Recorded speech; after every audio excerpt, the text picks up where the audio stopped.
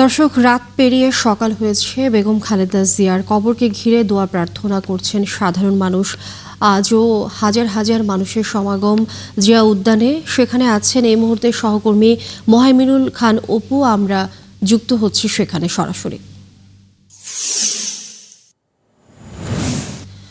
অপু, গতকাল স্বামী শহীদ রাষ্ট্রপতি ও স্বাধীনতার ঘোষক জিয়াউর রহমানের কবরের পাশে রাষ্ট্রীয় মর্যাদায় দাফন করা হয়েছে সাবেক প্রধানমন্ত্রী বিএনপি চেয়ারপারসন খালেদা জিয়াকে, এবং আমরা দেখেছি হাজার হাজার সমাগম, হাজার হাজার মানুষের সমাগম ছিল।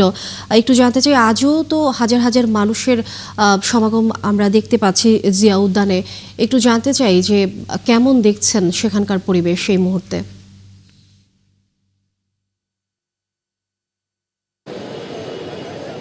ফজরের নামাজের পরপরই কিন্তু সাধারণ মানুষ যারা রয়েছেন তারা কিন্তু বেগম খালেদা জিয়ার যে সমাধি করা হয়েছে যেখানে কবরস্থানে, অর্থাৎ তার কাছ থেকে না হলেও অনেকটা দূর থেকে, অর্থাৎ মেইন রোড থেকে তারা দোয়া প্রার্থনা করছেন, তার রুহের আত্মার মাগফিরাত কামনা করছেন। আপনি যেমনটি বলছিলেন যে আসলে এখন পর্যন্ত মানুষের যে সমাগম সেটি তেমন নেই, তবে খণ্ড খণ্ডভাবে কিন্তু মানুষ আসছেন এবং এই দূর থেকে দাঁড়িয়ে কিন্তু তারা এই বেগম জিয়ার জন্য দোয়া প্রার্থনা করছেন। যেহেতু প্রশাসন থেকে একটি নিরাপত্তার বিষয় রয়েছে, সেক্ষেত্রে এখন পর্যন্ত বেগম জিয়ার সমাধিস্থল পর্যন্ত আসলে কাউকেই যেতে দেওয়া হচ্ছে না। প্রধান সড়ক যেটি রয়েছে বিজয় সরণি, সেই সড়কের কাছ থেকেই কিন্তু এখানে যেসব মানুষরা আসছেন দূর দূরান্ত থেকে, তারা এখানেই দাঁড়িয়ে কিন্তু বেগম জিয়ার জন্য দোয়া প্রার্থনা করছেন।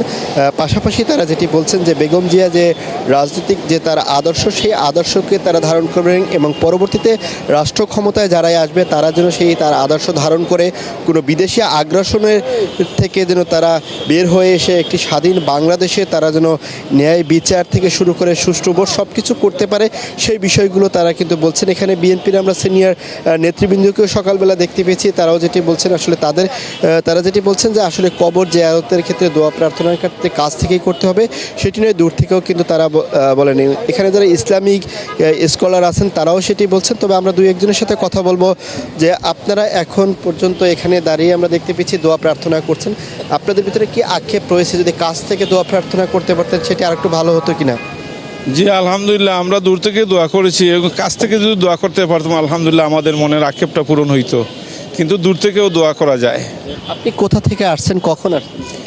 আমি সিলেট থেকে চাতক থানায় মনিরগাছি থেকে আসছি, গতকালকে আসছি। আমি এর আগের দিন রাত্রে রওনা দিয়েছিলাম, আলহামদুলিল্লাহ ওই জানাজায় অংশগ্রহণ করছি আলহামদুলিল্লাহ।